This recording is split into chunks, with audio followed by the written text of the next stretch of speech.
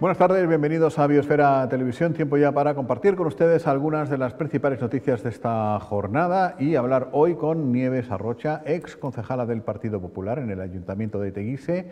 Ayer se hacía pública su carta de dimisión, lo comentábamos aquí hace justo 24 horas y hoy vamos a tratar de que nos cuente las razones que le han llevado a tomar esta decisión. Tendremos tiempo también al final para la tertulia política y antes para contarles algunas cosas de interés de esta jornada que, bueno, pues viene con alguna noticia triste en este momento, pero, bueno, alegre si recuerdas la vida plena de risas, de sonrisas y de carcajadas que nos ha dejado y que, bueno, pues podremos seguir recordándolas en el futuro. Hablamos de la muerte de Manolo Vieira, de la que nos ocupamos en un instante. Antes saludamos a Paola Delgado, compañera de redacción, periodista. ¿Qué tal, Paola? Muy buenas. Muy buenas tardes, Jaime. Te iba a decir que me estoy haciendo muchas preguntas, que quiero despejar muchas dudas hoy con Nieves Arrocha. Con Nieves, cuando venga, a ver qué tal, a ver si que nos cuenta. Porque a mí la duda principal, la mayor, es por qué una persona joven, con tantísima ilusión, de repente se desinfla de esta manera. Y que defendió hasta último momento la marca del Partido Popular, por lo que hemos podido percibir de manera pública. Así que, bueno, tengo muchas dudas, Bueno, de momento decíamos que hace 24 horas nos pasaba esto, o conocíamos esta noticia, y también hace 24 horas conocíamos de las intenciones del Cabildo, que ya no son intenciones, sino que son hechos, de iniciar una campaña, Paola, para ir retirando embarcaciones, las llamadas pateras del litoral de Lanzarote. Sí, así es. Ayer lo anunciábamos, porque es cierto que nos llegaba a último momento, no podíamos conocer con detalle, por tanto, hoy sí vamos a conocer con detalle ese plan de retirada de pateras de estas embarcaciones y de restos también que dejan estas embarcaciones en las costas de las islas. El Cuerpo de Bomberos sigue haciendo historia y hemos iniciado la retirada de todas las pateras que se encuentran en nuestro litoral. Estas pateras comenzamos a trabajarlo hace un par de meses, concretamente en las zonas de mayor dificultad en el acceso. 4 de ellas ya se han retirado en La Graciosa. También quiero poner de manifiesto en el día de hoy que tanto esta intervención como la anterior, en cuanto a la retirada de los vehículos, hablando siempre del drama humano, lo han hecho de forma absolutamente altruista y gratuita. Han intervenido fuera de su horario laboral y no hay palabras de agradecimiento. Y estas cosas también hay que contarlas. Pero es un compromiso más que tienen con la sociedad insular. Así que muchísimas gracias y espero y deseo que se lo hagan extensible a todo el cuerpo. El presidente del Gobierno de Canarias, mientras tanto, Ángel Víctor Torres, ha comenzado ayer, miércoles, una visita a La Guaira, a Venezuela, procedente de Cuba. Ahí ha iniciado en La Guaira sus encuentros con la comunidad canaria en Venezuela, con una visita a las instalaciones de la Unión Canaria de Venezuela. Acompañado por el viceconsejero de Acción Exterior, Juan Rafael Zamora, el presidente se ha reunido con Carmen Elisa Chinea, presidenta de esta institución, fundada en 1966, y con toda su directiva. Y posteriormente ha participado en un encuentro con una amplia representación de residentes de origen canario o descendientes. La Unión Canaria de Venezuela centra gran parte de su acción en actividades deportivas, culturales y sociales, una labor que el presidente valoró en su estancia, dado que el fin de la entidad es mantener el vínculo con su tierra de origen. Torres se alegró de visitar La Guaira, estado venezolano donde más personas de origen canario se concentran y donde llegaron muchas embarcaciones de migrantes isleños en el siglo XX. El presidente de Canarias destacó que en países como Venezuela, Cuba, Uruguay y Argentina hay muchos canarios y canarias, dijo, como una isla grande, y mi deber es estar con ellos, escucharles y atender sus necesidades. Bueno, y ahora nos vamos a hablar de los mayores, de la tercera edad, de la isla de Lanzarote, concretamente del torneo insular de bola canaria Abuelos Conejeros. En este caso, la PMH, la Plataforma Municipal de Aría, ha querido visitar al más de medio centenar de abuelos y abuelas, en este caso, que participan del municipio, para animarles a participar en este torneo.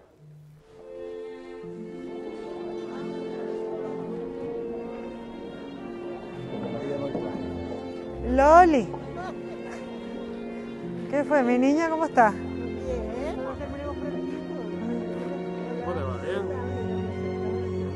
Pepe, hoy te voy a llevar una torrija que hizo Loli ayer, de calabaza. ¿Ah, sí? Un par de ellos me quedan. Un par de ellas me quedan.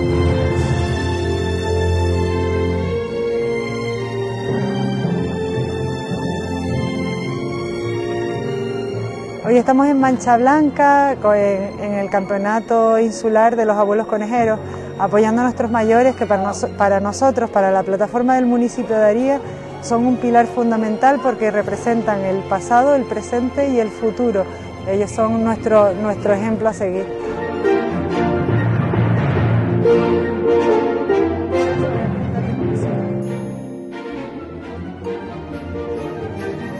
Yo voy a favor del que pierda. Ah, vale. Sí. Es tiempo de que los distintos partidos políticos y sus candidatos a las próximas elecciones estén en este tipo de cuestiones que tendremos que ir acostumbrando a verlas en los próximos días, semanas y meses, cosa que por otra parte ha sucedido históricamente aquí y en todas partes. Y comenzábamos apuntándoles que hoy es un día triste para el humor y la cultura en Canarias. Ayer se conocía el fallecimiento a última hora de la noche de Manolo Vieira, probablemente el más grande humorista que ha dado el archipiélago. Con él llegaremos al tiempo de entrevista. Y es que tenemos el mejor maestro. Suele decirnos eso, sí. Qué bonito habláis, ¿no? Que la che no la tenéis, decís buenas noches, coye, muyallo. Oye, fuiste a la playa cantera y fuiste a dar con mamé el bobo. A lo mejor te crees que te vas para tu casa y hay un barco cemento detrás y venga a sacar cemento. Mira, se te mezcla el sudor en los ojitos con el cemento y la tinta al choco. Me preocupé tanto, le dije, ¿y cuándo empezaste? Dice, no, empiezo el lunes. ¡Coño, estaros quietos! Y ese coño, por inesperado, golpea. El coño nuestro es un coño suavito, amoroso, un coño... Te se quieto, coño. ¿A qué más dulce? Chacho, ¿eh? Estate quieto, oye. ¿Yo qué te ha hecho? ¿Yo qué te ha hecho? Contigo aprendimos y seguiremos aprendiendo. Lo juro, los quiero un montón y los miro a la cara. Para que luego digan, Y al que lo quiera coger, que lo coja.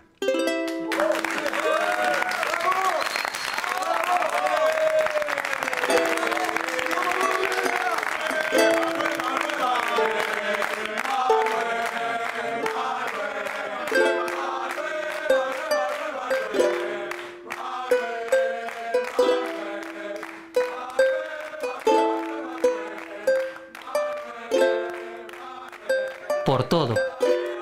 Por tanto, gracias, maestro. Bueno, pues tiempo ya de entrevista y vamos a centrarnos en una noticia que se conoció en el día de ayer, pero que su protagonista la venía ya meditando, pensando, larvando desde hacía bastante tiempo. No obedece a un impulso, a un algo repentino, sino a un cúmulo de circunstancias que se han ido sucediendo a lo largo de, ahora veremos cuánto tiempo, y que han ido provocando su decisión final. ¿Cuál fue su decisión final? Los que nos ven todos los días, aparte de agradecérselo, pues ya sabrán que ayer hablábamos de ello, la renuncia a su acta de concejal por el Partido Popular en el Ayuntamiento de Teguise y al abandono del partido de Nieves Arrocha, que estoy aquí con nosotros para hablar de este tema y seguramente también de otras cosas. ¿Qué tal, Nieves? Muy buenas. Buenos días y buenos días a todos los Muy bienvenida. televidentes. Bueno, pues han pasado 24 horas, un poquito más, desde que se hiciera pública esa carta de renuncia, de dimisión. Lo primero ya en el aspecto personal, anímico y tal, que en esta casa nos suele interesar bastante. ¿Qué tal van las cosas? ¿Qué tal está? Tranquila, muy tranquila, serena y bueno, como era una decisión meditada, solo faltaba hacerlo público, pero yo lo tenía ya asumido, pues bueno, con tranquilidad, con mucha tranquilidad, en casa, con los míos, muy bien. Ajá, bueno, ahora vamos a hablar de las razones, pero ayer también comentábamos aquí con Paola que, en fin, causa sorpresa por un hecho muy claro y que la gente lo sabrá a raíz de escucharla en los medios de comunicación, de verla. Eres muy una apasionada de la política, se notaba que te gustaba mucho. Yo lo que te decía antes de entrar, eras muy del PP, o parecía que eras muy del PP. Y de repente todos nos acabamos de enterar que se acabó, aunque es verdad que eso es el punto y final de un largo proceso de reflexión, de pensamiento y demás. ¿Cuándo empiezan a torcerse las cosas? Bueno, ¿cuándo exactamente? No te sé decir. Pues mira, el día 1 de febrero de 2000, no te lo sé decir, pero sí que es verdad que hay actitudes y hay acciones, oye, que tú te vas sintiendo, oye, pues esto a mí no me está cuadrando o no me está gustando. Bueno, le empiezas a restar importancia, pero cuando ves que hay cosas que se siguen sucediendo en el tiempo, pues al final las relaciones se acaban también, ¿no? Soy una apasionada de la política, me encanta la política, soy una enamorada de la política. Yo, cuando escucho a alguien decir, no, yo de política no sé, a mí la política no me interesa. ¿Cómo no te va a interesar lo que hacen con tu dinero, lo que hacen, cómo gestionan tus servicios como ciudadano? Me encanta y creo que hay que estar ahí y hay que estar... El servicio público es una vocación, no sé si es la mía, pero desde luego que me gusta muchísimo, es así. Pero no todo vale, es decir, llega un punto en el que tú tienes que poner una balanza que prima más. Si seguir con determinadas acciones o cuestiones o en un sitio donde tú no te sientes a gusto, o respetarte a ti mismo e irte a casa, que no pasa absolutamente nada, no soy ni la primera ni seré la última, y poniendo en una balanza, desde luego, yo creo que lo primero es la persona, estar bien con uno mismo y respetarse. Pues hablen entre ustedes dos, porque a Paola también le gusta la política. No sé si a este nivel, pero también le interesa en ese sentido. No desde esa postura, pero sí, desde luego que sí. Desde la mía, oye, que es desde el punto de vista del periodista. Nieves, yo creo, tú en esta carta decías efectivamente que no te iban a escuchar hablar de trapos sucios de casa, como suele decirse, ¿no? La calle. En la calle. Bueno. Esto no es la calle, ¿no? Es que él puntualizó desde que entré, dice, esto no es la calle. Esto no es la calle, y muy bien puntualizado, sí. Justamente te iba a decir eso, ¿no? Además, para eso estamos aquí, creo, para entenderte también, y a pesar de que no es hablar de trapos sucios, pero oye, creo que es justo llegar a entender tu postura, el por qué has tomado esta decisión, y hablas constantemente de cúmulo de cosas, de varias acciones, de no sentirte cómoda. ¿Nos puedes dar algún detalle más? Te lo digo porque, entre otras cosas, esto da lugar a rumores que pueden o no ser ciertos y que tú puedes desmentir efectivamente. Se ha dicho y se ha hablado de la candidatura de Rita, que fue, no sé si la gota que colmó el vaso o fue la decisión que realmente te llevó a tomar esta decisión. No, para nada. Miren, yo desde el mes de septiembre sabía, y me lo hicieron saber en un comité local, que yo no iba a ser la candidata del Partido Popular a la alcaldía de Teguise. Con lo cual, yo lo sabía 2 meses antes de que se nombrara la candidatura de Rita Hernández. Pero de verdad... yo sé que el ser ambiguo y el no concretar da lugar a rumores y que la gente hable pero prefiero eso que contradecirme en lo que he dicho anteriormente. Siempre que ha habido un problema en el Partido Popular he dicho que las cosas se hablan en los órganos del partido, las cosas se hablan en casa y entre nosotros. Lo que yo no voy a hacer en ningún momento es ahora contradecirme y empezar a poner nombre, apellido y cuestiones y cosas feas que no me parece para los que eran mis compañeros hasta ayer. Los que hicieron cosas como los que no lo hicieron es el Partido Popular. Yo les estoy muy agradecida por los años que me han dado, por la confianza depositada. Oye, estuve 2 años siendo asesora del Cabildo Insular de Lanzarote. He sido concejal porque he ido en una lista electoral del PP, se los agradezco, pero hasta ahí ellos por su lado y yo por el mío. Y entiendo que hayan rumores, los acepto, pero no me van a ver a mí poniendo en solfa a uno frente a otro o dirimiendo en ese tipo de cuestiones. Decía que conocía de la candidatura de Rita Hernández desde septiembre, es decir, de Rita Hernández no, perdón, que no sabía, que sabía que no iba a ser yo. Bien, que sabía que no ibas a ser. Vale, ok. Que sabía que no ibas a ser tú, que es distinto y tal. Muy bien, de acuerdo. Da igual, el punto es ese.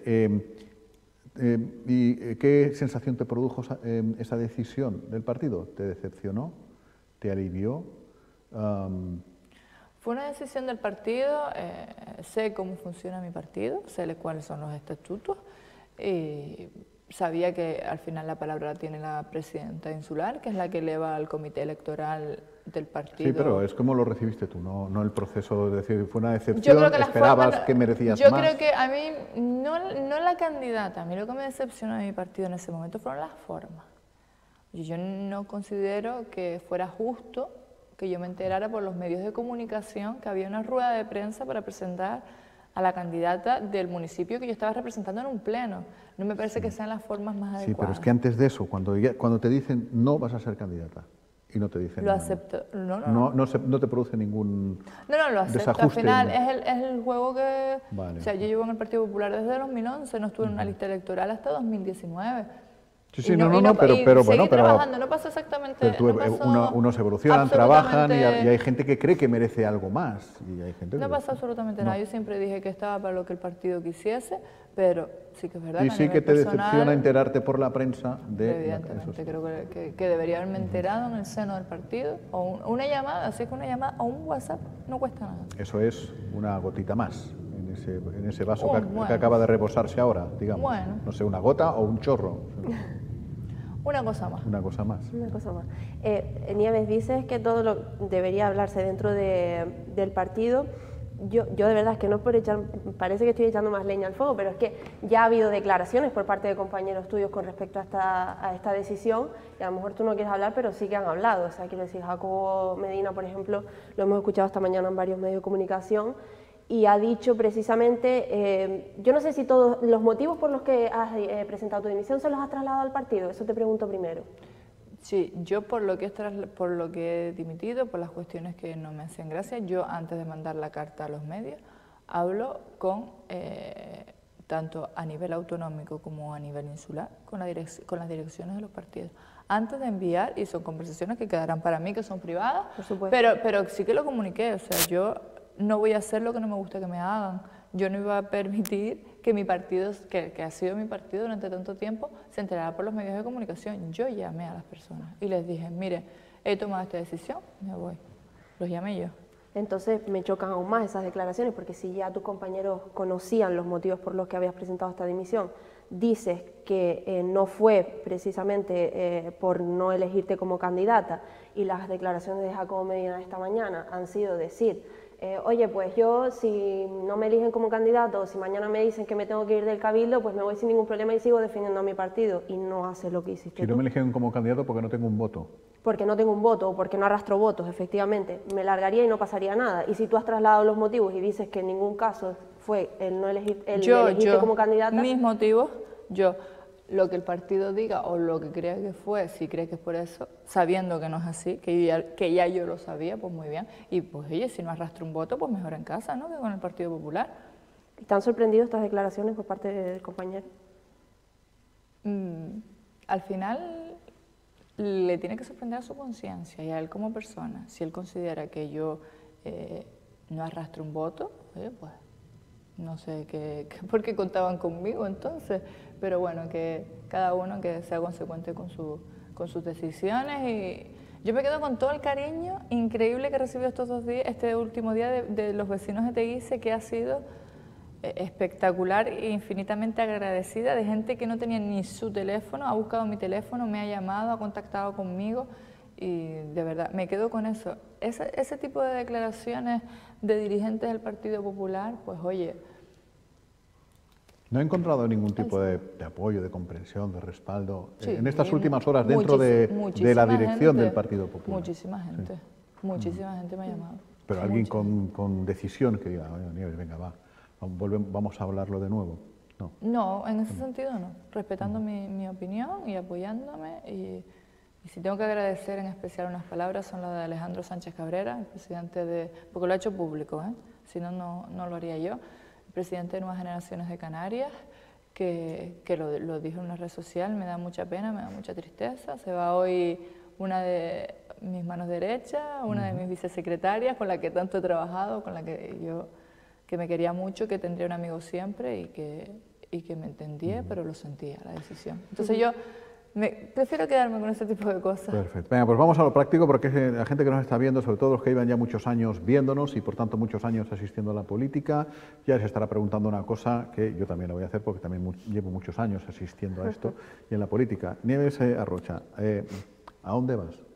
¿Con qué partido te vas a presentar a las elecciones en mayo?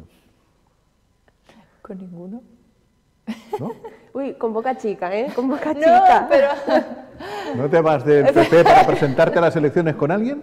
Yo no he hablado con nadie. No he hablado con nadie. ¿Han querido hablar conmigo? Sí. Y he generado una frase maravillosa que lo dije esta mañana en los medios de comunicación. Si me tomo todos los cafés que me han invitado, me vuelvo hipertensa. No puedo. Entonces, miren, de verdad, yo no sé qué va a hacer. Jaime, usted mismo lo acaba de decir, ¿cuántos años lleva hablando con políticos de la isla de Lanzarote? Y lo que hoy es, mañana no es. Yo no sé, o sea, que me encanta la política, sí. Que no la quiero dejar, evidentemente no la quiero dejar. Se ha producido esto, pero mire, yo sigo en mis asociaciones en las que estaba antes de entrar, sigo con proyectos muy bonitos como el de Coarias, estoy con los Rotary, entonces desde ahí es otra forma de hacer política y de manejarte en las instituciones. Sí, pero la gente está esperando verle en listas en mayo, en otro partido. Pero no les puedo decir ni sí ni no ahora mismo. O a lo mejor no es en mayo de 2023 y es en mayo de 2027 o dentro de 20 años. Entonces, claro, decir una cosa ahora que diga, mira, pues sí, voy a ir, o mira, no voy a ir, y después, es que no lo sé. De verdad lo digo como lo siento, que no lo sé. Pero no cierra esa puerta. No, a mí la política me encanta. Pero la política inmediata, inminente. Sí. Bueno, es demasiado inmediata, la veo yo quizás. No, iba a decir que lo de que le encanta la política, eso lo hemos visto todos, yo creo, más allá del Partido de que haya formado parte del Partido Popular, pero que, o sea, iba a decir que en esa carta también habla de, en cualquier caso, si llegara a formar parte de otro partido, aquí habla de que tiene que ser algo nuevo, un proyecto nuevo, que salga del, creo que decía, fango, de la política de fango. De la política de fango, yo creo que Lanzarote, pero no lo digo por un proyecto, porque ustedes piensen que creen algo nuevo, no lo digo en ese sentido, lo digo en el sentido, oye, yo tengo 30 años y el Piol tiene más años que yo. O sea, esa política de fango en el que los mandatos y las legislaturas seguimos hablando de lo mismo, es de lo que creo y estoy convencida de lo que tiene que ser útil la política en Lanzarote. O sea, mi creencia es esa. Dado mi amor a la política, si yo tengo que defender algo, tengo que defender un Lanzarote mejor, y desde luego que los años que han ido pasando no ha mejorado mucho la cosa, seguimos teniendo exactamente las mismas cosas, seguimos hablando de un palacio de congreso, seguimos hablando de un Piol, seguimos hablando de la época de la moratoria, seguimos hablando de todo ese tipo de cosas, del PRUS, del PON, que son documentos que tienen más años que yo. Y digo, pero ¿hacia dónde vamos? Es fundamental. Si hablamos de la capacidad de carga que tiene la isla, de la emergencia habitacional tan grande que tenemos, de todo el tema de los ocupas, etcétera, es fundamental tener una hoja de ruta de hacia dónde queremos que vaya Lanzarote y La Graciosa, que ahora mismo no la hay. No la hay. Tengo la sensación, en los últimos 10 años que a lo mejor he vivido la política como más desde dentro del partido, que estamos jugando al ensayo y error continuamente. Y ahora llega diciembre, enero y ahora vamos a sacar todo porque en mayo hay elecciones. Entonces, eso es para mí salir de la política de fango, pero lo digo como una creencia personal, no partidista, de decir, pues vamos a por esto, a por lo otro, una a este concepción partido. nueva de lo que es hacer política. Una concepción nueva, lo que decimos una política dar una vuelta, fresca, y lo de la vieja política de Lanzarote, oye, que es muy duro ir a tertulias a nivel autonómico o ir a determinados foros a nivel autonómico y que te traten de que Lanzarote es el laboratorio político de Canarias. Oigan, no quiero eso para mi isla, quiero que mi isla se defina. Pero a ver si precisamos un poquito y tratamos de adivinar qué puede hacer que una mujer joven apasionada de la política acabe desilusionándose en un espacio relativamente corto de tiempo, porque usted entra en política pública esta misma legislatura, o sea, a mediados o ya entrada la legislatura como concejal, y se ha desencantado en un tiempo récord. Se han ido creando muchos partidos, de último, bueno, muchos, algunos, con el argumento de una excesiva intervención sobre las decisiones municipales por parte de gente de fuera, de la insular, de la regional, de la no sé qué. ¿Tiene que ver o ha influido este hecho, es decir, que usted planteara políticas de X políticas, de La Graciosa, de la Villa no sé qué, al pleno y el partido le diga, no, yo creo que no, porque es mejor esto, creo que deberías hacerlo por otro lado, llevarlo? Eso no tiene que ver. No. ¿Ha podido actuar con absoluta libertad desde su...? Libertad sabiendo cuáles son los estatutos del partido y cuál es la jerarquía de mi partido. Yo siempre la he respetado. O sea, pero no se ha dado el caso de que iniciativas suyas que quería plantear el ayuntamiento... Hay iniciativas que me dicen que no son viables, muchas veces por cuestiones técnicas. Oye, pues soñar y decir y quiero hacer esto, pero todos sabemos que hay después unos técnicos, unas cuestiones técnicas, unas cuestiones económicas que hay que cumplir y a veces no se cumplen, pero no. De verdad que es algo mucho más personal que cualquier tipo de cosas en ese sentido. Yo no quiero quedarme con ninguna duda, entonces hablabas de que le han invitado a muchísimos cafés y aparte porque ha sido otra cosa y hay que ser justo que se ha planteado en esta mesa y que por tanto se la tengo delante y tengo que preguntárselo. Uno de esos cafés se lo ha invitado su ex compañero también, Jonas Álvarez. nuevo partido, el Teguise? No sé nada de él. Supongo que se habrá enterado que dimití, pero no sé absolutamente nada de él. La respuesta es no, entonces. O sea, claramente, igual que me enteré yo que él, por la prensa, que él había creado un partido político, supongo que él se habrá enterado por la prensa que yo he dimitido. O sea, Bueno, espero que lo sepa. Se tendrán que ver en el siguiente pleno, en todo caso. No, yo ya no tengo por qué ir a más pleno. No va a ir, tiene que refrendarse en pleno, ¿no? Tiene que refrendarse en pleno, pero puedo no asistir. Por cierto, acordándome, Jacob Medina decía esta mañana que le sorprendía, entre otras cosas, porque usted iba a ir en los puestos de salida, pero no sé si, ¿eso lo conocía? No. ¿No? No. También se ha enterado por la prensa. O sea que había una falta de diálogo importante entre yo no el sabía grupo municipal. si iban a contar conmigo y en qué puesto. O sea, en qué puesto. Nadie ha hablado conmigo hasta el día de ayer, en ningún momento de, mira Nieves, te vamos a llevar en listas en el Partido Popular, en el puesto este, en el puesto lo otro. Eso no lo ha hecho nadie. Y se me puede poner delante quien quiera que no lo ha hecho nadie. O sea, es una manera de quedar bien, digamos. Además, las palabras fueron, me sorprende porque ha sido una compañera muy respaldada y que iba a ir en los puestos de salida. Teniendo en cuenta que los políticos no mienten, pues a lo mejor habrá sido una manera de... Se ríe. No sé, porque entonces no sé si es que no arrastro un voto o que voy en los puestos de salida, no entiendo muy bien. Bueno, sí, pero de verdad es poco inteligente llevar a una persona que no arrastra un voto en puestos de salida, evidentemente. Lo de que no arrastra un voto y demás, todas esas declaraciones, es cierto que dijo como que eran en general, dice, oye, es en general, que yo creo que no se pueden tomar decisiones así, pero claro, fue cuando se le preguntó por su caso. Entonces, lo dijo en relación a y al final dijo no, pero no... Claro, exacto. Entonces, pero lo de que sí había sido una persona que había sido respaldada dentro del Partido Popular y que iba a ir en los puestos de salida y que por eso lo sorprendía, sí era directamente sobre Nieves Arrocha. Bueno, pues eso yo no lo sé, lo desconozco totalmente. Niega 3 veces como Jesucristo, es decir, ni estaba respaldada por el Partido Popular ni sabía que iba a ir en listas. No, yo sí me he sentido en muchas ocasiones respaldada por el Partido Popular, cuidado. Si no me hubiese estado respaldada por el Partido Popular, no sería parte de la dirección nacional ni de la dirección autonómica de este partido. Eso es una realidad clara, ni hubiese ocupado todos los cargos orgánicos que he ocupado en los últimos años. Eso sí es verdad. Sí que es verdad que creo que hay un momento en el que, por las cuestiones que fueran, oye, pues la situación cambió y no pasa absolutamente nada. Bueno, me contaba antes de terminar un máster muy interesante. Un curso de especificación de formación profesional, que es un máster, como lo que usted lo quiere llamar. ¿Cómo se llame? No nos vamos a inventar títulos. Hasta currando y le han hecho exámenes y aprobado. Eso, de pescaturismo. Sí, y turismo marinero. ¿Eso qué es? ¿Lo podemos desarrollar? ¿Qué nos quedan? Nos quedan, nada, un minuto, nos queda mucho. Un minuto, bueno, pues lo que buscamos, o lo que busco yo en particular al hacer este curso, pues mi formación está dedicada al mundo del turismo. Yo creo que los lanzaroteños tenemos que ser agentes de cambio del modelo turístico de Lanzarote. Y quiero decir con esto que tenemos que ir hacia el camino de la sostenibilidad. Es evidente, yo recuerdo aquel macroacto en los Ameos del Agua, donde vino la ministra a promocionar pues los destinos sostenibles. Pero del dicho al hecho hay un trecho, y ese trabajo tiene que ser por parte de los agentes turísticos. No puede ser, o yo no concibo que alguien venga, nos pueden ayudar y apoyar, pero al final tenemos que ser los conejeros, conocedores de esta tierra, los que seamos capaces de llevar a cabo este tipo de estrategias.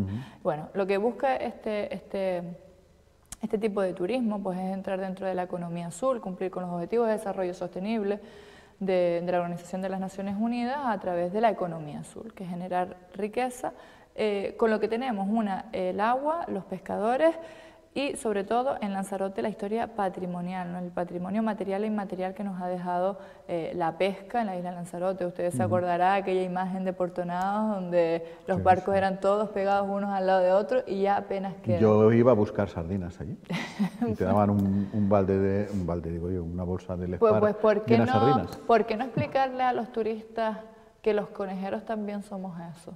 ¿Por qué no explicarle a los turistas que nosotros venimos de ahí? Es como, por tanto, ahora está desde hace tiempo el turismo rural, que se pone muy de moda y la gente flipa pues, quedándose en una casita rural y cogiendo por la mañana los huevos de las gallinitas y un tomate y haciéndose un tal aplicado a la mar. Exacto, sería lo mismo. Además, con todas las ventajas que conlleva eso para Canarias, porque Canarias yo me levanto por la quedan mañana. muchos deberes por hacer en materia de sostenibilidad Y con este tipo de proyectos, aparte de cumplir con los objetivos de desarrollo sostenible, estaríamos contribuyendo a cumplir con la Agenda Canaria de Descarbonización 2040 y además toda la estrategia de turismo sostenible de la comunidad autónoma. Tendríamos una clara línea definida desde la isla de Lanzarote. Y creo o sea, entre otras cosas, sería tanto como que los turistas se levantaran por la mañana, vivieran la experiencia, se montaran en un barco para ir a pescar las viejas con al final con el mirafondo y todo el tinglado, y después regresar a puerto y a lo mejor pues echarse la viejita. Efectivamente. Poner en valor de lo que vivimos durante tanto tiempo. Somos, de dónde somos, de lo que vivimos con nuestros padres, nuestros abuelos, y que muchas veces, oye, pues nos olvidamos. Pues tiene trabajo por delante, aburrirse no se va a aburrir, aunque haya dejado de asistir a las reuniones. ¿Cómo se puede hacer política de otra forma? Bueno, y vivir sin hacerla también. Muchas gracias, Nieves, mucha suerte.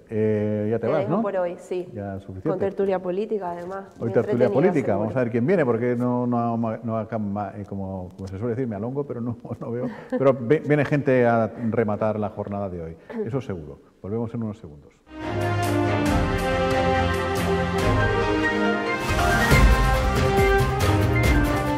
Y a quien tenemos para completar la información de momento, que no es poca cosa, es más, con muchísimo que hablar por delante, porque su cargo orgánico tiene mucho que ver con uno de los discursos, de los debates que ha sido actualidad durante estos últimos días, porque es responsable de las políticas de sostenibilidad del Partido Socialista a nivel regional, jefe de gabinete de la presidenta del Cabildo, de la presidencia del Cabildo de Lanzarote, Carlos Espino. ¿Qué tal, Carlos? Muy buenas. Hola, muy buenas tardes. En un contexto en el que, queriendo hablar de sostenibilidad, de contención del crecimiento, etcétera, de decrecimiento, se ha hablado o se pretende hacer ver que se está hablando de hundir el Lanzarote. Me refiero a esas declaraciones de la presidenta, a esa intención del Cabildo de Lanzarote de nominar o de apuntar a que Lanzarote está ya turísticamente saturado y por tanto a partir de ahí hacer una pensada y decrecer.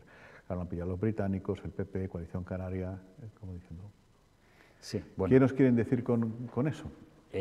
Yo creo que lo que primero tendríamos que recordar es que dijo la presidenta, y la presidenta dijo dos cosas que van juntas. Por un lado, que había que plantearse en este momento declarar a Lanzarote como zona saturada, y segundo, que a futuro tendríamos que plantear estrategias de decrecimiento. Vamos a hablar de ese tema. Hablar de que la isla está saturada, ¿qué significa? ¿Es insultante? Hablar de que la isla está saturada es hacerle perder valor. No. Que está saturada significa que no debe seguir creciendo, que hemos llegado a un tope. Y eso no solo no es algo incorrecto decirlo, sino que refleja la realidad. Y además refleja el sentir mayoritario de la población lanzaroteña, que es que no debemos seguir creciendo. Pero además un discurso que en este momento sostienen hasta las patronales. ¿Por qué? Porque entienden que lo que tenemos que hacer es mejorar en competitividad, pero no seguir creciendo. El problema se produce cuando una periodista coge esas declaraciones y las falsea. Porque no estamos hablando de que haya un periódico británico que se haya hecho eco de unas declaraciones de la presidenta, no.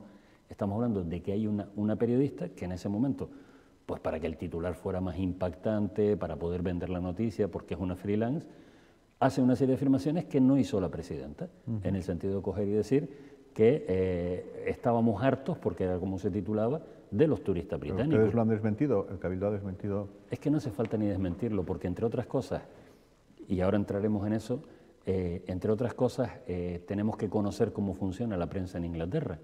O sea, nosotros estamos acostumbrados, más allá de las crisis de credibilidad que pueda tener los medios en general, estamos acostumbrados a considerar por parte de la prensa una cierta seriedad. En Inglaterra existe una tradición enorme de la prensa más amarillista que bueno, la leemos por entretenernos cuando estamos en el dentista, pero no genera opinión. Entonces, uno de estos periódicos es el que ha sacado esa noticia. Y eso no tiene trascendencia ninguna, pero no porque lo diga yo. Es que si tuviera trascendencia, tendríamos en este momento al cónsul británico, a los representantes de Thomas Cook, de Jebor, de todos los grandes operadores preguntando qué ha pasado. Eso nos ha rebotado de nuevo hacia nosotros. Aquí lo ha recogido un grupo mediático, lo ha recogido el PP, lo ha recogido otra cosa es que estamos ante el juego del teléfono escacharrado. Exactamente. O sea, esto que no ha tenido trascendencia ninguna en nuestros mercados emisores, sí lo utiliza en un momento determinado. No un medio de comunicación. Los medios que están al servicio de un determinado empresario de la construcción, estamos hablando de Juan Francisco Rosa y su grupo de medios Lancelot, que en vez de coger y contribuir a desmentir, oye, la presidenta no dijo esto, le dan carta de naturaleza y empiezan a acusar a partir de ese momento pues de todos los males habidos y por haber. El PP se apunta rápidamente a la fiesta y es curioso, se nota lo mal que está Coalición Canaria y la cantidad de problemas internos que tiene, que tardaron casi una semana en sacar la nota criticándonos también, cuando yo pensé que sería de los primeros, pero debe ser que están ocupados en este momento en otro tipo de cosas. Pero insisto lo mismo, y vienen con el cuento de siempre, de la imagen de Lanzarote. Y la pregunta que hay que hacer es, oiga, ¿a la imagen de Lanzarote qué le perjudica? ¿Que en un momento determinado alguien diga algo falso que no ha tenido trascendencia? ¿O que cuando los turistas llegan aquí se encuentren, por ejemplo, los hoteles de Costa Teguise, los esqueletos? A la imagen de Lanzarote le viene bien que haya un hotel ilegal con no se sabe cuántas plantas de más invadiendo zonas públicas como es el Papagayo Arena. O sea, nos podemos imaginar lo bueno que sería para cuando vienen nuestros visitantes que esa zona estuviera como debía estar. Esas son las cosas que perjudican la imagen de Lanzarote.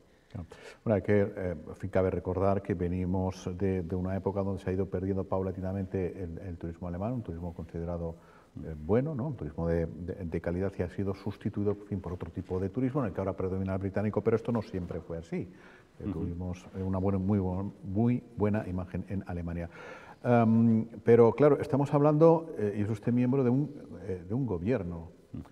Se suele decir que el movimiento se demuestra andando. O sea, no vale que la presidenta hable un día ante muchos periodistas, con una que no lo entendió bien en Madrid, hablando de eso, pero ¿qué se hace? Del dicho al hecho, ¿qué trecho hay? Yo creo que hemos hecho lo más importante que nos ha dado tiempo de hacer, que yo sé que como es una actuación en negativo no genera el entusiasmo de las actuaciones en positivo, pero ha sido lograr desactivar la bomba de relojería que teníamos con el plan de Esquiaga.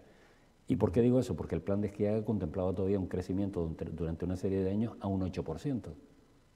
Eso es inasumible, eso no se puede aguantar. El plan de Esquiaga que fue encargado en un gobierno del Partido Socialista, claro, y que se ha desarrollado con el Partido Socialista en coalición en algún momento de... Sí, vamos a ver, el encargo vamos a dejarlo a un lado porque yo un encargo, tengo una moción de censura y a partir de ahí se empieza a trabajar, pues el encargo no decía que creciéramos un 8%, en absoluto.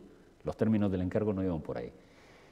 Y que después en algunos momentos hayamos cogobernado y hayamos permitido que haya seguido avanzando, pues probablemente es de esas cosas que llevamos en nuestra mochila que no nos salen del todo bien o no las hacemos del todo correcto. Lo cierto es que en el momento que tenemos nosotros la responsabilidad, decidimos que hay que archivarlo. Pero como nos habían dejado una bomba de relojería en forma de una serie de informes de la CODMAC que venían a decir de manera textual, clara, palmaria, que existía una obligación de proceder a la aprobación, pues eso nos llevó a tener que realizar estudios jurídicos bastante complejos y a manejar las cosas como las manejamos hasta llegar a donde llegamos. En este momento lo que toca es hacer la revisión del PIOT, partiendo no exactamente desde cero, porque parte de la labor de diagnóstico y de la propia cartografía que hacía el plan de Esquiaga será reutilizable, pero lo cierto es que para poner en marcha ese plan, una de las cosas que debemos hacer para que no nos vuelva a pasar lo de que aparezca con una tasa de crecimiento de un 8% es declarar a la isla zona saturada. Es que ese es el primer paso, ese es el que nos permitirá tomar una serie de decisiones. Y si además empezamos a pensar ya en estrategias de decrecimiento, pues a lo mejor hay que procurar que dentro de ese plan vayan una serie de directrices de carácter turístico que obliguen, y hay mecanismos para eso, a que vaya disminuyendo la planta hotelera en el tiempo. Pero la declaración de zona saturada, de facto, ¿qué es? ¿Tiene que ser un pacto entre todos los partidos políticos? ¿Aprobación en el Cabildo? ¿Un gran acuerdo social? Porque... Hay un procedimiento y al final con que esa decisión la adopte el Pleno del Cabildo, ya la ha declarado, y creo recordar que se ha dado cuenta al Parlamento, pero en ese caso estaría dando una información. Si Mayo cambia el gobierno, puede venir otros y decir, no, yo la quiero solo un poco saturada. No, porque la declaración de zona saturada no es un brindis al sol. Se aportarán en ese momento los estudios correspondientes que demuestran y acreditan, y en ese momento para coger y darle marcha atrás, porque todo tiene consecuencias jurídicas, pues no, vamos a ver, lo mismo que coger y decir yo apoyo a la Unión Deportiva Lanzarote. Es una mera declaración de voluntad cuando se toma una decisión en el Pleno de este calado, va soportada o irá soportada por los informes correspondientes. Y, ¿hemos aprendido algo en este proceso de 30 años en relación a la ordenación del territorio en Lanzarote? Me refiero no ya solo en tantas camas, tanto ritmo de crecimiento o de decrecimiento, sino también en vincularlo a la actividad del sector primario, a las energías renovables, a cosas que cada vez que a desmontar esa famosa frase de que aquí no se puede hacer nada porque el PIO no te deja hacer nada. Ya no es exactamente así, pero bueno, en definitiva, es un nuevo plan insular. Pues si no dejando hacer nada el PIO, tenemos la isla que en este momento vivimos más de 150.000 personas sin echar de menos ningún servicio. Me gustaría saber si el PIO dejara ser hasta dónde habríamos llegado. Yeah. Vamos a ver, la disculpa del PIO no deja ser es la que utilizaron siempre malos gobiernos para justificar que no se ampliaba un hospital o se hacía un colegio. Pero eso sí, cuando había que hacer un plan de interés general para autorizarle a alguien con nombres y apellidos concretos, en ese momento sí se podía. O sea, eso es una leyenda urbana. Después decimos, no, es que el PIO no contempla las renovables. Pues mire usted, no es que no contemple las renovables, es que contempla que no se pueden instalar. Y yo creo que a día de hoy nadie estaría a favor de que se abriera la mano para que con carácter general en los suelos rústicos se colocaran huertos fotovoltaicos. Ahora quiero hablar de eso también, pero lo que me refiero es en el PIO del 91 se tenía muy claro que autorizar un hotel de 300 plazas iba a suponer que vinieran 300 familias y por tanto a vivir aquí, o 200, y que por tanto vinieran 150 niños nuevos y tenían que ir a un colegio donde estaba ese hotel y por tanto esa gente necesitaba vivienda y por tanto esa gente consumía luz, agua, presión sobre el territorio. Pero es que eso no corresponde al PIO. Vamos a ver, el PIO establece las grandes zonas y la visión estratégica del territorio, ¿vale? Después cada ayuntamiento tiene que coger y concretar en su propio territorio qué es lo que necesita.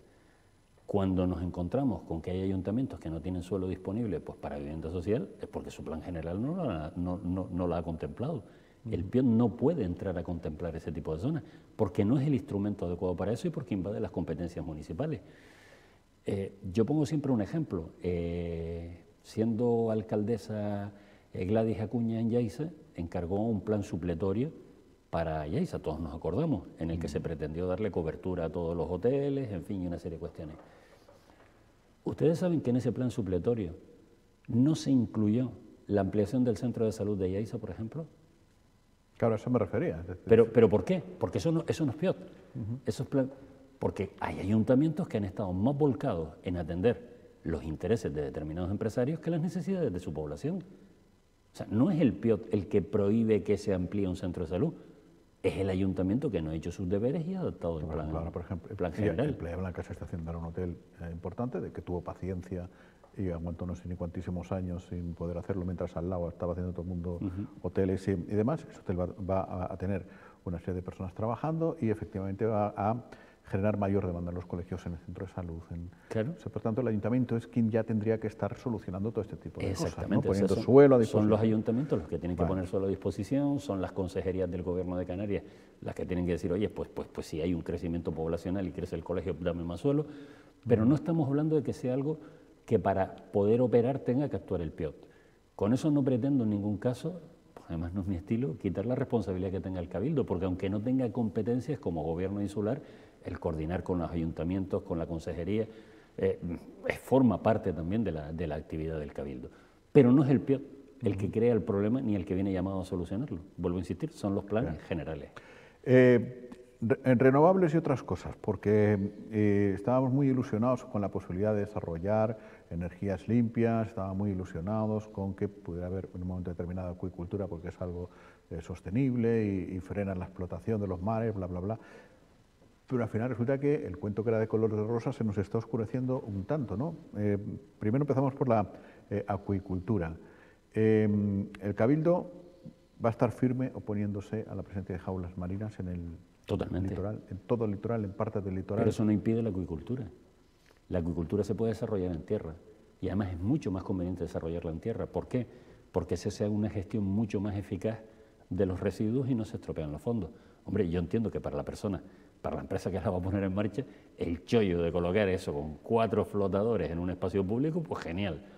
Por otro lado, tendría que adquirir suelo y preparar unas instalaciones y hacer la gestión, ya digo, de esos residuos que no se podrían vertir. Pero tenemos que pensar en una cosa, las cosas no son ecológicas porque sí o porque no, son dependiendo de cómo se haga. Y cuando en el mundo vemos casi 8.000 millones de personas, cualquier práctica que tengamos en un momento determinado puede convertirse en insostenible. Pongo un ejemplo muy claro. Las cadenas americanas de comida rápida, y esto fue hace unos años, descubren que había una resistencia al plástico. Y cogen y dicen, bueno, vamos a utilizar sustitutos del plástico de origen vegetal. Y se apuesta por envases relacionados básicamente con fibra de soja. Claro, en ese momento ocasionaron un grado mayor de deforestación en Argentina y de sustitución de cultivos necesarios para la población. ¿Por qué? Porque aparece un tipo que llega de Nueva York, de San Francisco, de Washington y le dice al terrateniente de turno, mira, por esta pasta toda la producción de soja durante los próximos 5 años. En ese momento eso altera pues, el equilibrio de otro tipo de cultivos, el precio de la alimentación básica. O sea, con todo eso, todo tiene consecuencias, todo lo que hacemos. Entonces, una cosa es que nosotros digamos, para no depredar los mares debemos apostar por la acuicultura, pero eso no significa que se pueda poner en cualquier sitio. Y luego queda otra cosa que es un debate que será apasionante en los próximos años, y es que lo mismo que en tierra criamos rumiantes, criamos animales que comen vegetales, lo curioso es que cuando criamos peces carnívoros que comen otros peces. ¿Qué quiere decir eso? Porque eso no es una anécdota. Eso quiere decir que perdemos una eficacia enorme en la producción de alimentos. ¿Por qué? Porque para producir el pez del que se alimenta ese que estamos creando, hemos consumido, pues a lo mejor puede ser una relación casi de 1 a 50. Para obtener 1 kilo de ese que nos comemos, tenemos que pescar otros peces por valor de 50 kilos, que a su vez han comido pues 500 kilos de producto vegetal para producir ese kilo final. Sí. Entonces, por eso en este momento lo que se está hablando es que el siguiente gran paso de la acuicultura va a ser a cultivar otra especie de peces y sobre todo el tema del cultivo de algas, porque es lo que más rentable resulta. Algo que por otra parte sabemos que nos está pasando con el tema de la ganadería en tierra, que es la gran cantidad de agua y de materia vegetal que se necesita para producir 1 kilo de ternera, pues llega un momento que ya no va a ser el debate ese tonto de si yo quiero, pues yo quiero comer esto y a mí nadie me tira. No, el tema es que vamos a llegar a un punto donde no va a haber para todos. Y entonces o empezamos a crear otra manera de entender la alimentación, la producción de bienes, o llega un momento que la situación se hace insostenible. Bueno, nosotros somos dueños de ese destino de no a la acuicultura en el mar, lo es el Gobierno de Canarias, ¿no? No sé si hasta qué punto nos va a hacer caso o no. Vamos a ver, ahí no estoy anticipando nada porque la presidenta ha sido muy clara y lo he dicho de manera contundente, no vamos a permitir que se apropien de un mar que es nuestro. Pero eso no es una mera declaración de intenciones, es que esta autonomía funciona como funciona y desde la época de Coalición Canaria se modifica el Estatuto de Autonomía y con anterioridad a la Ley de Pesca, y tanto la Ley de Pesca como el Estatuto de Autonomía consideran que la competencia para la agricultura es estrictamente insular. Por tanto, las autorizaciones que se han estado dando y lo que se ha estado haciendo es por órgano manifiestamente incompetente, por tanto es nulo. Y nosotros vamos a sostener ese criterio delante de los tribunales hasta el final. Y en su momento pediremos paralizaciones cautelares y haremos todo lo que tenemos que hacer porque es una competencia nuestra. Otra cosa es que el Gobierno de Canarias actual, que se encuentra con que se venía operando de una manera y se habían autorizado toda una serie de cuestiones cuando no se podía, es que no pueda dar marcha atrás e ir contra sus propios actos, sino a través de los procedimientos judiciales que estamos interponiendo. Pero aquí se va a llegar hasta el final con este tema. Empieza a haber un movimiento en Lanzarote, no sé de qué magnitud, pero hay incipiente que se cuestiona el tema de las renovables offshore, en el mar, la proliferación de huertos solares, muchos molinos de viento. ¿Cuál es el equilibrio? En fin, no sé si se debate también en el Cabildo de Lanzarote, si hay que hacer un mapa, si hay que regular. Si Lanzarote tuviera en este momento 20 o 30.000 habitantes, lo teníamos muy sencillo. No había problema. El problema es que somos 150.000 habitantes a los que visitan 2 millones largos de turistas. Eso significa que necesitamos una potencia instalada que creo recordar en este momento que está por encima de 240 megavatios. Teniendo en cuenta que todos los molinos que tiene el Cabildo están sobre los 20 y algo megavatios... Hay que multiplicar por 10 un poco Habría más. Que multiplicar por 10. ¿Nos gustaría ver la isla con tanta cantidad de molinos? Si nos vamos a huertos fotovoltaicos, el grado de ocupación del suelo sería todavía muchísimo mayor. Yo creo que eso no es lo que queremos. Sin embargo, la producción eléctrica offshore se puede situar, y eso abrirá un debate, porque en algún sitio hay que ponerlo. Entonces, hombre, podemos tratar de ponerlo en una zona que afortunadamente existe, lo mismo que no existe planificación en tierra, y todos sabemos cómo han sido los últimos años con respecto a la planificación, no hay instrumentos. El Ministerio de Transición Energética del Gobierno de España ha desarrollado el POEN, el Plan de Ordenación de los Espacios Marítimos. Yo invito a que lo vea cualquier persona, es descargable en Internet, porque es un instrumento de una potencia brutal. O sea, cogemos la parte destinada a Lanzarote y si lo imprimiéramos a lo mejor son 3 dedos de alto. Están catalogados yacimientos submarinos, pesquerías, sitios donde se practica windsurf, las características de las olas, el viento, cuánto suben las mareas. Está perfectamente estudiado y determina una zona donde se podría colocar ese tipo de molinos. Nos acordamos de que eran 240 megavatios. Bien, cada molino offshore, por el tipo de tecnología que utiliza, puede moverse por encima de los 20 megavatios. Es decir, que con muchísimos menos molinos y concentrados en una zona que no tendría impacto paisajístico, podríamos tener cubiertas las necesidades de Lanzarote. Lo que pasa que una isla que miras al mar por los 4 puntos cardinales y en cualquier punto de los 300, según cualquier grado de los 360, claro. Sí, pero los ves. No, y cuando miramos para tierra, los vemos. Sí. Eres de los valles. Total, sí. Los tienes delante de tu casa. Me da mucha pena que estén parados. Ahora entramos en eso de que están parados. Y yo vivo en Guatiza y los veo también. Entonces, evidentemente, lo mismo que en un momento determinado, un poste telefónico, o sea, hay infraestructuras que tienen que existir. Sí. El tema es, vamos a hacerlo con el menor impacto Ojo, posible. que yo veo molinos eólicos y, en fin, cierto, como es lógico, distorsiona el paisaje. En fin, pero también aporta algo. Pero me da cierta alegría, efectivamente, sí, porque aporta algo. Otra cosa sería, efectivamente, que no más que viera eso por todos lados. Exactamente, que pongamos 20 veces pero más de lo que hay. Sí me impacta subiendo a los valles y empiezas a verlos y los ves parados. Claro. ¿Qué ocurre con ellos? Sí, vamos a ver, si Eólicas de Lanzarote fuera una empresa diferente, a lo mejor podría haber actuado de otra manera. Pero el problema es que Eólicas de Lanzarote tiene un 50% de participación pública a través de INALSA, que a su vez es del consorcio. Eso quiere decir que cuando hacemos cualquier cosa, hay que hacerla documentada. El Parque Eólico de los Valles, por tanto, es la mitad pública de consorcio. Exactamente, y la otra mitad es de Endesa. De Endesa. Claro. ¿Qué sucede? Que la empresa a la que se le adjudicó el mantenimiento empezó a incumplir. Evidentemente, no nos damos cuenta de que incumple porque una semana haya fallado algo, eso entra. Ahora, cuando empiezan a producirse fallos repetitivos y retrasos, lo primero que se hace en ese momento es iniciar un expediente para acreditar que hay una situación de incumplimiento. Una vez se acredita que hay esa situación de incumplimiento, que no puede ser porque en 3 semanas haya pasado algo, porque si no nos lo tumban los tribunales, eso se lleva al Consejo de Administración de Eólicas, que toma la decisión de anular el contrato. Anular el contrato significa empezar un procedimiento en el cual de entrada hay que darle audiencia a la otra parte para que diga por qué se ha producido eso. Oiga, no ha sido culpa mía, sino de ustedes. Bueno, evidentemente no se ha podido producir eso y sí es culpa de ellos. A partir de ahí, cuando se resuelve el contrato, cuando nos encontramos que por dejación de la empresa que tenía el mantenimiento hay molinos que no se pueden poner en marcha con carácter inmediato, ¿qué tenemos que hacer? Reparar esos molinos para ahora encargarles el mantenimiento de los 10 molinos a una empresa. Claro, el problema es que uno no consigue las piezas de ese molino ni en Ferretería Tías ni en Comercial Yayo. Ni mecánicos a lo mejor por aquí cerca poniendo una ni mecánicos que se acerquen un momentito. ¿no? Entonces, claro, se ha pedido en este momento los presupuestos, se han pedido los materiales y se pondrán. Por supuestísimo, dentro del procedimiento de anulación del contrato de mantenimiento, se ha puesto también acciones pretendiendo resarcir a la empresa por la parte pública que nos preocupa a nosotros. Endesa quiere lo mismo para que se paguen los daños generados, porque evidentemente durante todo ese tiempo hemos dejado de facturar, creo recordar en el ejercicio pasado, era una cifra cercana al 1.000.000 de euros.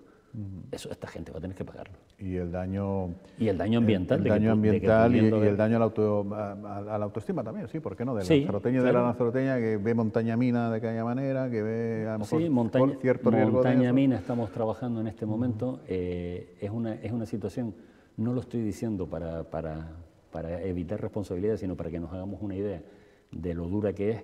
es una situación que en este momento se produce en varios lugares de Canarias.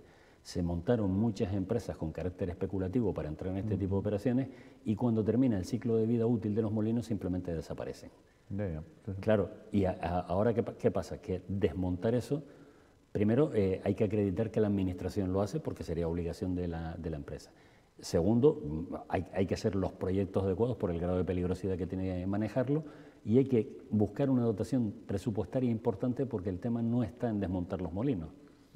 Eso que es complicado es lo de menos. El problema es la cantidad de materiales que tienen los molinos que son altamente contaminantes y hay que tener todo el plan después de procesado de esos restos. Le hemos pedido, o sea, volvemos a lo mismo, no es competencia del Cabildo, pero eso no quiere decir que no intervengamos. Y estamos coordinando en este momento con el Ayuntamiento de San Bartolomé y con la Consejería de Transición Ecológica para las medidas que tenemos que adoptar en este momento para que se puedan desmontar.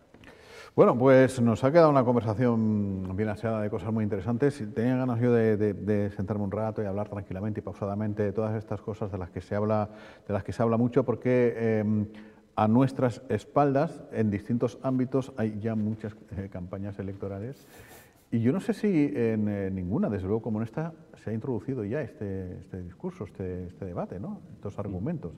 Siempre estamos hablando pues, de que si faltan hoteles más o menos, o Palacio de Congresos, o no sé cuántos, o no sé qué. Y de esta cosa de la que hubo cierta chanza, hubo muchas risas. Ya no me acuerdo cuándo empezó a gobernar Manuel Armas. 2007. 2007, que se hablaba de desarrollo sostenible, y aquella era una risa y demás. Ahora poca broma ya con eso. Nadie, ¿no? O sea, la racionalidad se ha ido imponiendo. A mí me hace mucha gracia, y además lo tengo que decir así, cuando miro todos los proyectos en este momento europeos de recuperación y más allá del nombre cookie de Next Generation, cuando uno lee todas las líneas de trabajo, las podría haber firmado el Partido Socialista desde los 90. Hablando de sostenibilidad, de transición energética, hablando de equilibrios territoriales, o sea, todas las líneas que aplica en este momento la Unión Europea para tratar de salir de la crisis ocasionada por la COVID y la que nos viene ahora por el lado de Ucrania, son precisamente líneas socialdemócratas y además en las que se siente muy reflejado y muy cómodo el Partido Socialista de Lanzarote, que en ese sentido, y que me digan chulo, tengo muy claro que siendo mi partido con nivel general, pues defensor de este tipo de cosas y lo lleva en su ADN, Lanzarote siempre fue un pasito por delante en este tipo de cosas, ¿no? Y ver que en este momento hasta la Europa más conservadora se suma a este tipo de tesis, pues bueno, provoca una sonrisa y decir, bueno, ya nos terminaron por dar la razón. En algunas cosas tardaron más en dárnosla. Pues dicho queda, punto y final. Carlos Espino, muchas gracias. No, muchas gracias a ustedes, un buen ratito. Pues lo dejamos aquí, mañana regresamos a la misma hora para seguir contándoles cosas y para tener tertulia. Mañana creo que nos viene a ver Domingo Rivero y Alberto Acosta, así que podremos rematar bien la semana. Hasta mañana.